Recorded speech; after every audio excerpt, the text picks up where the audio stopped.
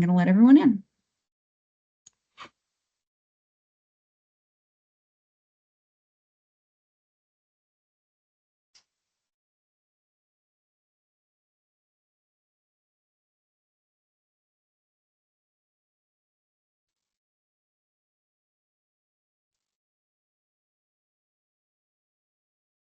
Well, welcome everybody to this week's office hours. We're pleased to begin the process of getting everyone through the NEPA compliance portion of our BEAD grants. And so a couple of quick introductions on this call. This call is going to be led by our 3 state engineering firms, which is Neal Schaefer, Wagner, and Covington. And when they start presenting, I'll let them kind of each introduce themselves. But also on the call today is many of y'all have worked with us on grants before and know that getting through our state section 106 process has been quite time consuming.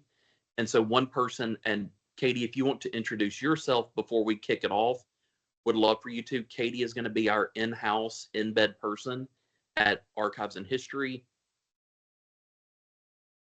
So Katie, off to you. Hi, my name is Katie. I will be doing or working with the, like I said, NEPA compliance. I have previously worked for MDAH doing all the project reviews. I was their programs coordinator. And then now I've been hired by BEAM to help with the compliance review for the projects. Thanks, Katie. And then also on our call is Jill Springer, who has been working with our engineering firms across the state, trying to make the NEPA process for BEAD as simple and easy as possible. Jill, if you wanted to say hello to everyone. Hello, everyone. Glad you could join us today. I think today you will get a really good introduction to some of the considerations that you have to have going into this process and what you need to know to make it run as smoothly as possible. So thanks for joining us. Yep, and I think I forgot to say Jill's with Quadra Partners, who is working with the state. And so with that, I'm going to turn it over to Covington Engineering to begin our slide presentation. Thank you, Kyle. My name is Megan Martinez. I'm a project manager with Covington Civil and Environmental. And we have a couple of other folks from Covington on here. Camille is here with us. I believe Sarah and Angel are also here. So for those of you who I believe you've already heard from us, and we're excited to be working with you throughout this process. So the training today is really just help you understand what your obligations are, help you understand the basics of navigating NEPA. Live connection, or is she in and out of yours? Oh no. Am I in and out?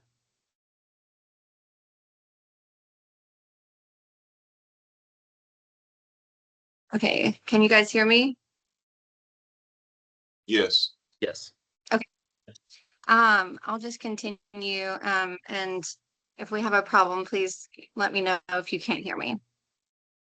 All right, so we're going to be going through just making sure you understand what your obligations are and what the NEPA process is. Let's go to the next slide. This is a little bit more information on just the objectives. We're going to be, it's a little redundant to 2, but it has a little bit more information in it.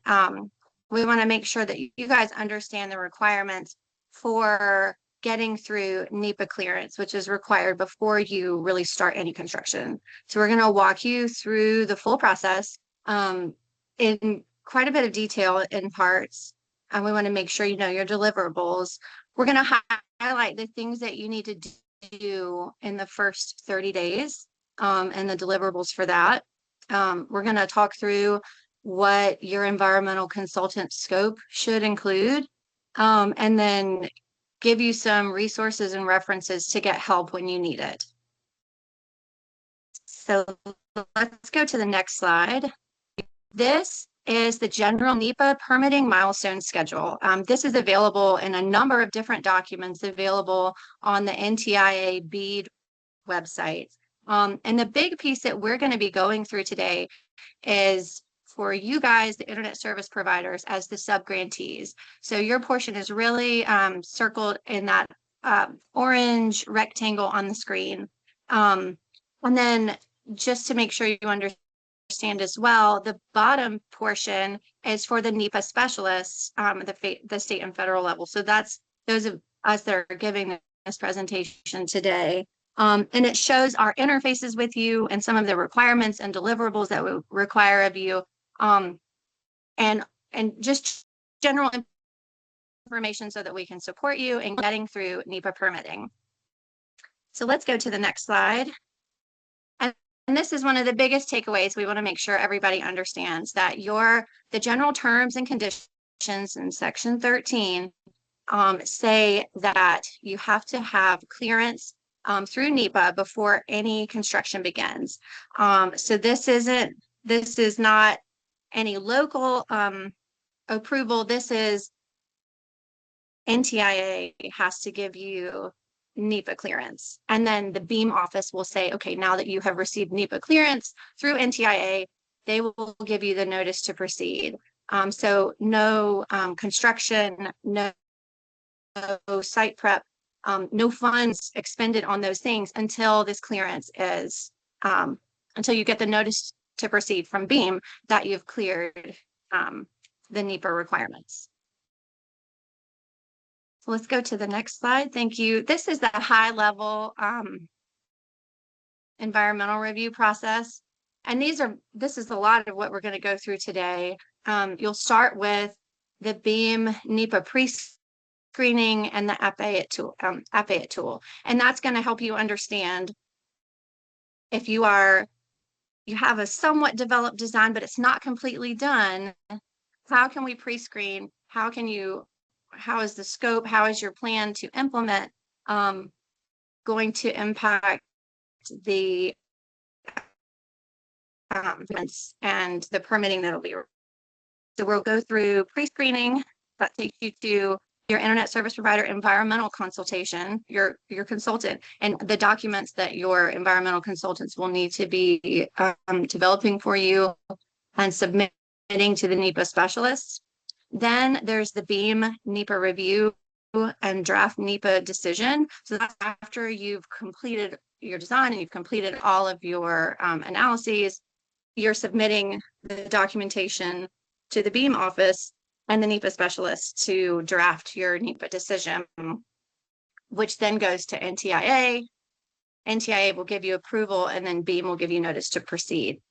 And you'll also notice at the bottom, there's the tribal notification is one of the first things that happens. And that's going to run concurrently with your environmental review process and your permit application process. So NEPA is going to notify the tribes and give them 30 days. So there's a lot of different concurrent processes that are happening, and we're going to walk you through those today. The next slide explains what you're going to need to be getting from your environmental consultant. Some of you may already have these people on staff, but if you do not, you will need to get someone as your environmental consultant that can help develop the documents that you need to get through NEPA clearance. So someone that's qualified to work through different environmental concerns, historic preservation, considerations, the Section 106, ESA Section 7, and any other state, local, federal consultations that you need. You're going to need someone that understands those processes and then can compile documentation required to be submitted to NTIA for you to finish that. Okay, and then this person also needs to be coordinating with your own engineering so that if modifications to your implementation plan are needed, they can be done, because your best bet is going to get a categorical exclusion, which we'll explain later.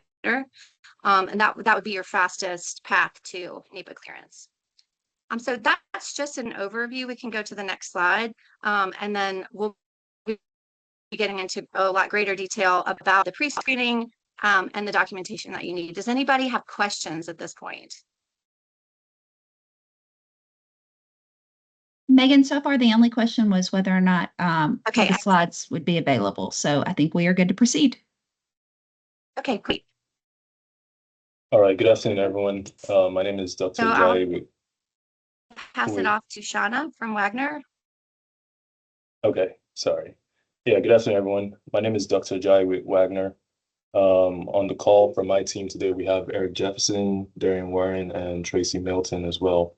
So we'll be going over the Beam portal pre-screen aspect of the webinar. So the pre-screen occurs before any formal agency consultation and permitting. So this is essentially the first step you would take in the process. If you've been working with Wagner, you've probably heard us mention some sort of questionnaire. Well, we're moving those questions to the Beam portal. And the purpose of the pre-screening is to establish the NEPA project areas as well as flag any potential environmental hurdles. So say you're crossing wetlands, etc. So this will aid aid the screening. Something we also wanted to highlight was the detailed NEPA project description. That's a requirement from ESAP. And I believe on the next slide, we have a bit more information on there. If we can go to the next slide. So with a detailed project description, you're essentially answering the what, where, and how. So what will be constructed, where would the work occur, how would the project be implemented, and provide information about the surrounding area or the surrounding site. And there's also a requirement to have some sort of GIS map. So it should be appropriately scaled. There should be a key on there letting us know what the data points are. It will also illustrate all the routes and this display the surrounding topography of the area. So there's going to be a detailed project description as well as a summary project description, but I'll talk a bit more about that over the next few slides. Can go to the next one, please. Okay, so this is when you log into the Beam portal. You go to the BEAD reporting, and then you click on compliance, the report compliance, the blue button or the blue tab that you can see right there. And next slide, please. And then it should pop up a dialog box, and from the options to select a compliance report type, you choose the NEPA pre-screening. I believe another option there is milestones, but you do the pre-screening and then you select the reporting project area. And then you create a new compliance report. Next slide. So there are 7 question groups or categories, and depending on what you respond to some of these questions, it might lead to a follow-up question. So it's important to note that every question that has an asterisk there is you have to answer it for you to submit the pre-screening. So the foundational questions, they just establish who the key project contact is, confirm that everyone knows that you have to get NEPA approval prior to project implementation. So before you can start implementing the project, you need NEPA approval. So we just want to confirm everyone is on the same page with that. Verify that you started consulting or contacting an EHB consultant, and is also collecting other baseline information for the project. Next slide. So I mentioned that there's going to be a summary project description. So think of this as an executive summary, essentially, of what you'll be doing. So you just summarize the reporting projects, describe the project areas, the broadband serviceable locations, as well as if there are any community anchor institutions there. And just give an overview of what will be done. And also there's a a document by, or a guidance document by NTIA that actually has, I believe, 2 examples of how to fill this out. So we'll be sharing the slides as well, and there should be a link that you can click on or copy that'll take you to that document. Next slide. So here you're filling out the detailed project description and including a GIS map. It could either be a shapefile, KMZ, KML. We just want to know what the project boundaries are, phasing of any kind. If you believe there's going to be any change from what is designed versus what is actually constructed. And some of these questions, we understand that you might not have all the answers right away, but it's vital to work with the BEAM team and your assigned engineering firm to go over this. If you have any questions, just reach out to them. Next slide.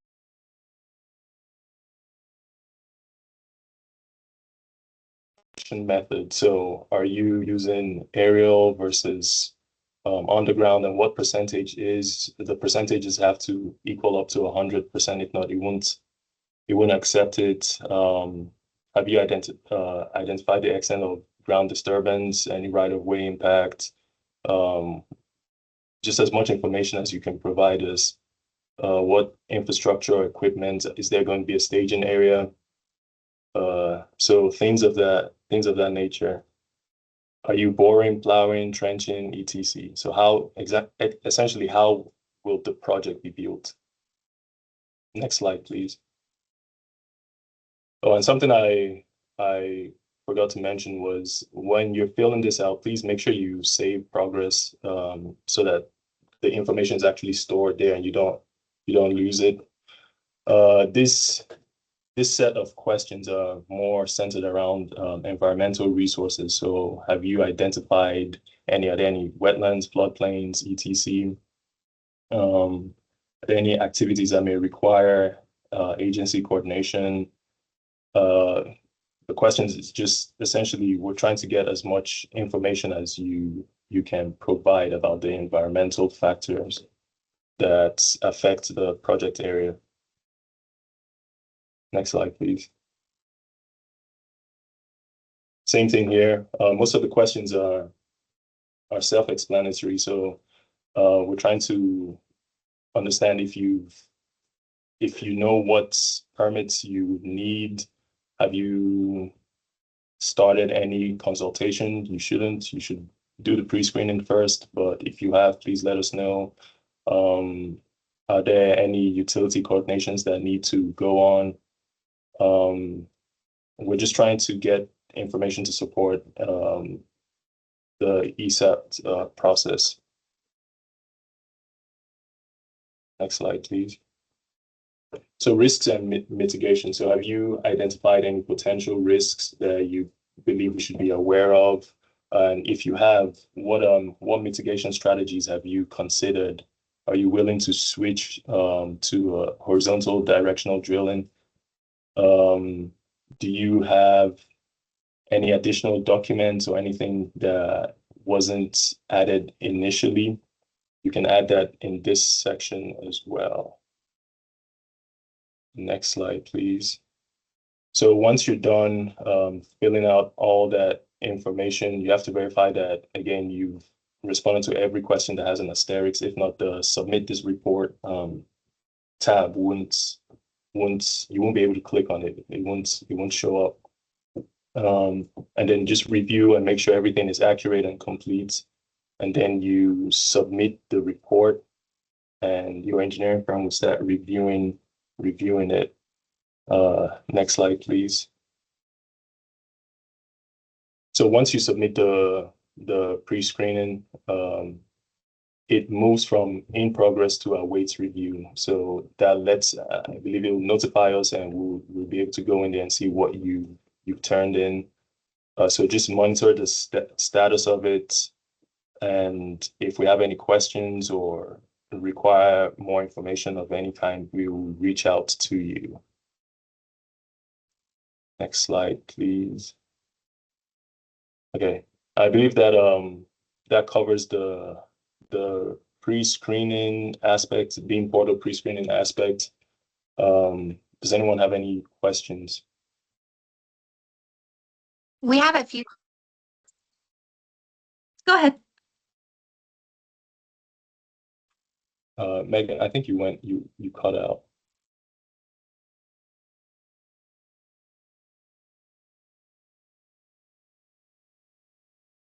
Shauna, I can read them for you. The first one is from Ceasefire. When will the additional drop-down selections be available in the Beam portal Beam reporting section? I know, Jennifer, that is currently in development or in implementation. I don't remember, Shauna, are we requiring them to have executed their grant agreement before they start that process? I believe that's more or less a question for the Beam team, but it wouldn't hurt. We just need to get as much information as we can from them. So if after they execute their contract, that might be better. Okay. Jennifer, I will get a firm date for you because I don't have it off the top of my head. And we also have a question from Madeline from Connexon. How long can we expect the review to take after submitting? I'll be honest, that's going to depend on how quickly you begin the process once we open that portion of the portal. There are a lot of you, there are a lot of different projects, and it's just going to be a timing thing, but I would expect after you submit the pre-screening information that you would have someone reviewing the process pretty quickly. Now, whether or not they have to ask for additional information is going to depend on what you submit. Shauna, do you have anything to add there? I believe what you said was accurate. It depends on how much information you're able to provide us. But we'll get back with you in terms of a turnaround time once we start getting them getting the pre-screening surveys in.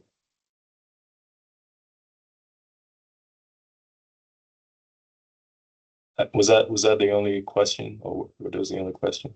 That is all that we have right now, so I think we are good to keep going. Okay. All right. And I believe Neil Schaefer is taking this part. Yeah, so I'm Jeff Altman with Neil Schaefer. On the call with me or Travis Wampler. We kind of will be working with y'all day in and out on the managing of projects. And then also we have Buddy Covington and Monica Patel. They're both our environmental specialists and be working with your environmental consultants as we navigate through the NEPA process. I'm going to be talking about a couple of the tools that have been provided to us by NTIA, as well as a little bit more in depth on the process. The first tool that's been provided is ESAP, and what this is a screening and permitting tracking tool used to streamline the NEPA environmental reviews and feeds the NEPA decision memo. For ESAP to work as designed, there are two very critical elements needed: a complete project description and an accurate project map. These documents form the foundation of the environmental review process. The project description should explain what you're building, how it will be built, where construction will occur, and the expected extent of ground disturbance. The project map should clearly identify the entire project area, construction routes, technology types, and any location where ground disturbance may occur. One more point I want to emphasize is timing. These materials should be prepared and submitted as early as possible. In fact, ESAP submissions can occur concurrently with the pre-screening process. The earlier BEAM and the NTIA have visibility into your project, the sooner potential environmental issues can be identified and addressed. Think of environmental compliance as running alongside engineering and design, not after design is complete.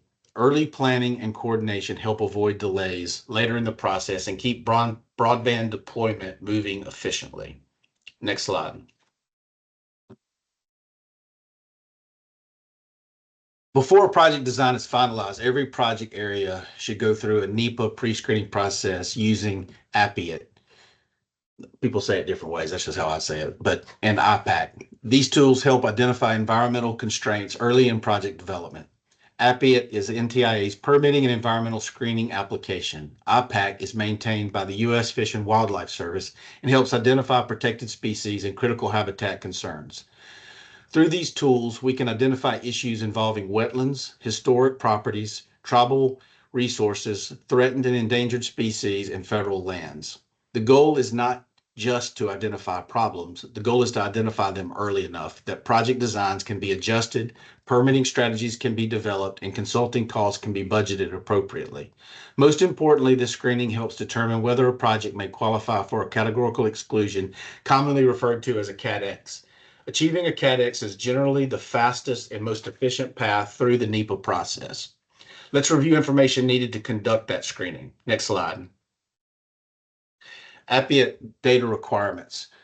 For Appiate screening to be effective, accurate route information must be provided by the ISP. The proposed broadband route must be submitted in a GIS compatible format, such as those that you see on your screen. These formats allow project data to be analyzed against environmental and permitting data sets. The quality of the environmental review process depends heavily on the quality of the information submitted. Accurate route data means better screening results, fewer surprises during permitting, and fewer schedule impacts later in the project. This is why close coordination between Beam's engineering teams and your team is so important from the very beginning. Next slide. This slide provides an example of how Appiate can be used to evaluate a proposed project area. The tool helps us visualize where potential environmental constraints may exist and where further review may be required. While the exact details will vary by project, the important takeaway is that early screening gives project teams valuable information before construction plans are finalized. The more information that we can gather during planning, the better positioned we are to avoid delays during environmental review and permitting. Next slide. It's important to understand both strengths and limitations of Appiate. Appiate is a planning and screening tool. It identifies potential environmental and permitting constraints, but it does not determine permit requirements or issue regulatory approvals. The reports identify data sets that intersect with project area, but they don't always show the exact locations of those features. Additional GIS analysis and mapping may be needed to fully understand how specific resources interact with the project footprint. In other words, Appiate helps identify areas that deserve closer examination. It gives us an early warning system that allows project teams to proactively address environmental concerns rather than react to them later. Next slide. Once pre-screening is complete, the project moves into formal environmental review and agency consultation activities. While NEPA is the overall framework, there are several companion reviews that typically occur at the same time. These include Section 106 reviews for historic and cultural resources, Section 7 consultations under the Endangered Species Act, and reviews related to wetlands and Clean Water Act compliance. Additional reviews may also be required depending on project conditions. These can include floodplain evaluations, railroad or pipeline crossings, federal land considerations, hazardous material reviews, or local permitting requirements. One key message I want everyone to remember is that these reviews should run concurrently whenever possible. Running reviews in parallel rather than sequentially is one of the most effective ways to shorten the overall project timeline. Next slide. Every project will ultimately fall into one of several NEPA review categories, and each category has a different timeline. Projects that qualify for a categorical exclusion generally move through the process in approximately 3 to 6 months. Environmental assessments may require 6 to 12 months, while environmental impact statements can take more than a year to complete. For most broadband deployments, the goal should be to design projects that can qualify for a Cat X whenever practical. NTIA has adopted numerous Cat X categories specifically intended to support and streamline broadband deployment efforts. The value of thorough pre-screening becomes very clear here. Early planning can often help move a project forward toward the fastest review pathway and avoid unnecessary delays. Next slide. Once environmental documentation has been completed, the project enters the final submission phase. Project descriptions, maps, and all supporting environmental documentation are submitted through the BEAM portal. BEAM engineers review those materials and drafts the decision memorandum within ESAP. The package is then forwarded to NTIA for review and approval. Environmental clearance is a critical milestone because it unlocks the notice to proceed. Until the approval is received, construction cannot begin. It's also important to remember the federal permitting timeline. Draft applications may spend up to 6 months in pre-acceptance review, and once accepted, agencies generally have up to 270 days to issue a decision under the Mobile Now Act. This is yet another reason why starting early is so important. Next slide. As we begin wrapping up, I'd like to leave you with a few best practices and key resources. First, plan early and integrate environmental review into project design from day one. Environmental compliance should be part of project planning, not an afterthought. Second, run reviews concurrently whenever possible. Parallel reviews reduce schedule risk and help keep projects on track. Third, design toward a categorical exclusion whenever feasible and engage agencies early if consultations may be necessary. And finally, budget realistically for consultants' permitting activities and any required mitigation measures. For additional guidance, remember that Section 13 of the BEAD General Terms and Conditions is your primary compliance reference. NTIA's NEPA for BEAD resources, the Smart Start Guides, APIET, IPAC, and your assigned BEAM engineer consultants are all valuable sources of support. Next slide. To conclude, there are 3 actions that should happen immediately after subgrant execution. First, within 30 days, you must submit a draft NEPA milestone schedule that identifies reviews, dependencies, permitting activities, and key deadlines. Second, engage a qualified environmental and historic preservation consultant as soon as possible. Their work should align with the milestone schedule and support successful project delivery. Third, provide project descriptions and mapping information to BEAM and its engineering consultants as quickly as possible so NEPA pre-screening can begin without delay. The overarching message is simple. Projects that start environmental planning early are much more likely to stay on schedule, avoid permitting delays, and maintain compliance with BEAD requirements. Thanks for your time and attention, and we appreciate the partnership in bringing this broadband access to communities throughout Mississippi. What questions do you have?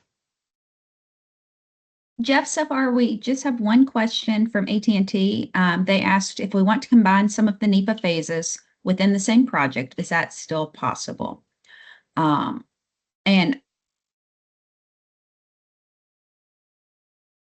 okay, she provided some more information. She said, for example, she has project 1 that has 7 sub-projects.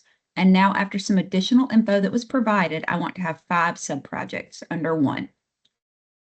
My answer would be we're early enough on that I think that you could do that, but I don't know all the things that the BEAM office and BDO has done. So maybe Jill or somebody could answer that better than me. I think the answer is probably yes, it's fine because you're early in the process, but that would be, I'm guessing, a question like Shauna would have to look into it in more detail. It sounds like maybe it's one of their projects.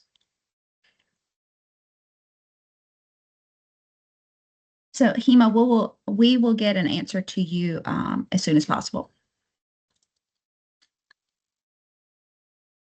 I can pause for just another second.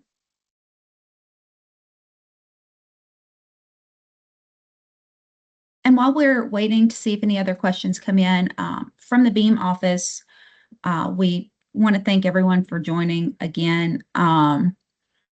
We appreciate the work that everyone has done to this point.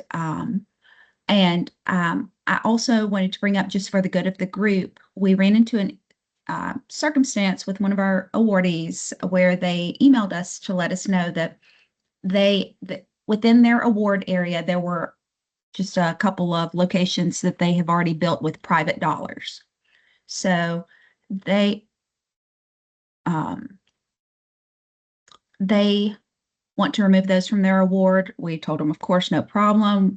We appreciate them letting us know, and we'll be working through that with them either at the time of grant agreement execution or shortly thereafter. So really, we wanted to pose the question to the rest of the group because it has been some time since we made these preliminary awards. So if each of your organizations will take a look at your BEAD awarded locations and let our office know if there are any of those locations that you are currently serving so that we can get those removed from your awards. Just to reiterate, I know each one of our engineering firms has mentioned this, that for the BEAD program, any awarded locations cannot move to the construction phase until you have gotten your notice to proceed from our office and you have completed the NEPA and other affiliated processes.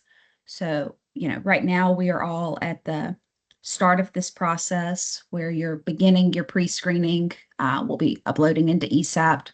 So there are some limited permissible expenses that can be incurred, and there are a few limited permissible activities, such as your consultations, hiring your environmental consultants, things like that. But just a reminder that no construction can begin on BEAD awarded areas until you have received that notice to proceed. So if you guys will just let us know if you have identified any locations that were awarded to you that you now serve.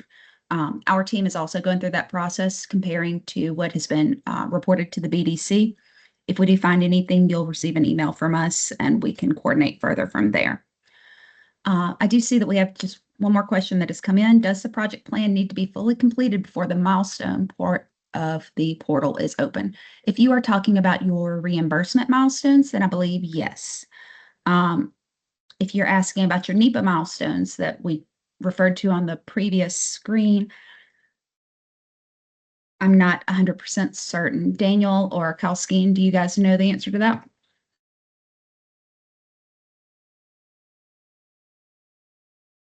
I'm not certain on that. I think that could run concurrently with the NEPA milestones.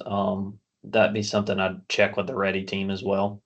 Okay, that's my understanding as well, is that your project plan and your subaward agreement is a parallel track to your environmental pre-screening and NEPA milestones in the NEPA process. Those do not have to be run in sequence. They can be concurrent. Are there any other questions?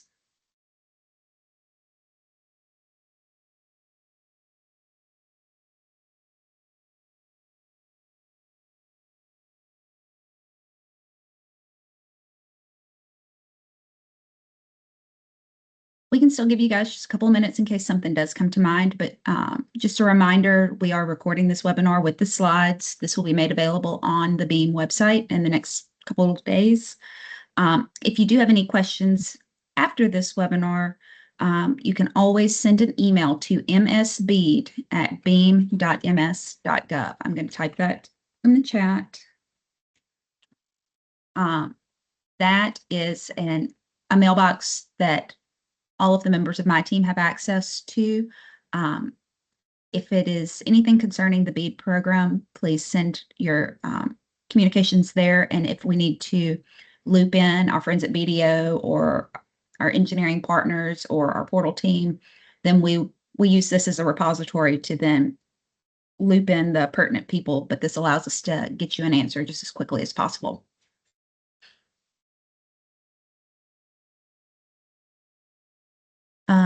BDO or any of the engineering firms or Kyle Brown, does anyone have any final thoughts?